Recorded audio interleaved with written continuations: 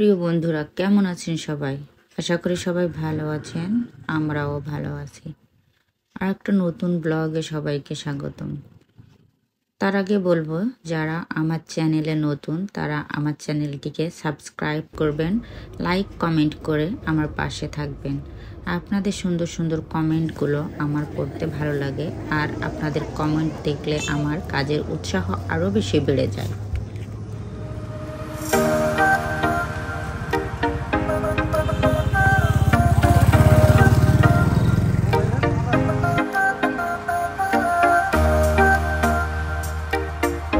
চায়ের রাজধানী হিসাবে পরিচিত মৌলভীবাজার জেলার শ্রীমঙ্গল উপজেলা বাংলাদেশের ভ্রমণ স্থানগুলির একটি। দৃষ্টিনন্দন চা বাগান, প্রাকৃতিক নির্মল পরিবেশ, ফলজ বাগান, লেক, আঁকাবাঁকা সড়ক, বনাঞ্চল, উঁচু নিচু পাহাড় ও হাওর সমৃদ্ধ শ্রীমঙ্গল শহর অপরূপ সৌন্দর্যের নীলাভূমি। সিলেট বিভাগের মতো এত সুন্দর চা বাগান বাংলাদেশের আর কোথাও খুঁজে পাওয়া যায় না। অন্য যে বিভাগগুলোতে চা বাগান আছে সেগুলো এতটা সুন্দর নয়, এতটা মধুরও নয়, এত সুন্দর প্রাকৃতিক সৌন্দর্যও সেখানে নাই।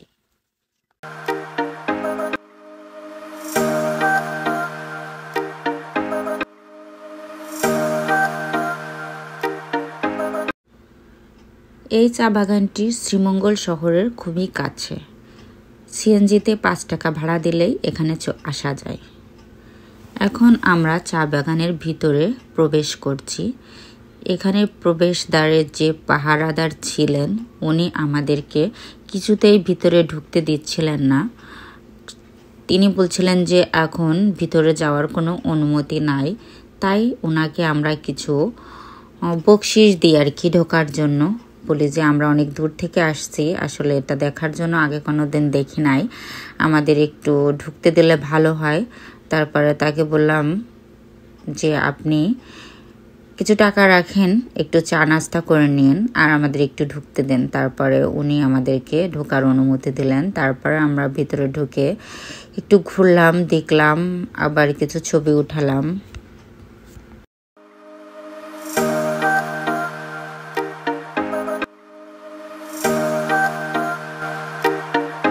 চা বাগান ভিজিট করে এখন আমরা চলে এসেছি শ্রীমঙ্গল বৌদ্ধভূমি 71, আর এটিও শ্রীমঙ্গল শহরের খুবই কাছে।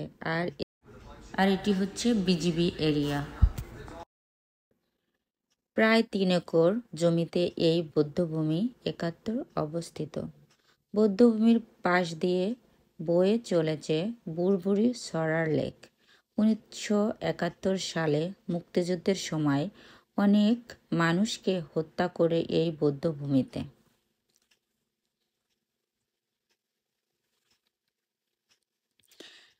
আর এই হচ্ছে প্রবহমান ছড়া বুড়বুড়ি। এখানে 1971 সালে পাক হানাদার বাহিনী নিরীহ মানুষদের হত্যা করে এই লেকে ফেলে দিত।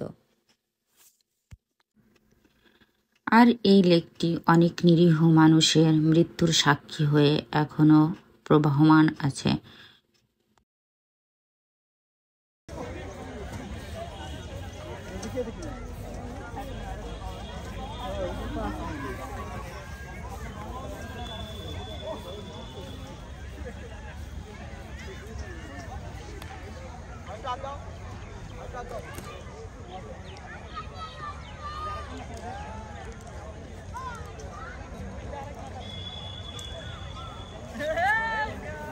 এখন আমরা মাঠের ভিতরে চলে আসছি, যেখানে বৌদ্ধভূমি 71 লেখা, ওই জায়গাতেই আসছি।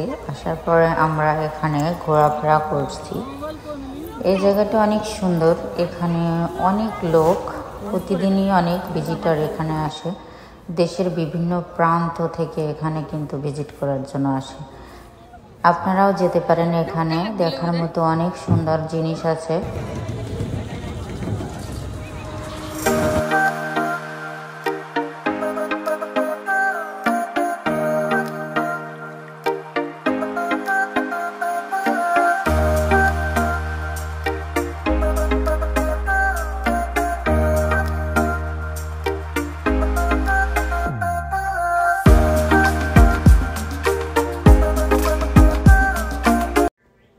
শ্রীমঙ্গলের যে 7 রঙের চা সেটিও এখানে পাওয়া যায়। এখানে 7 রঙের স্তরের চা খেতেও অনেক সুস্বাদু।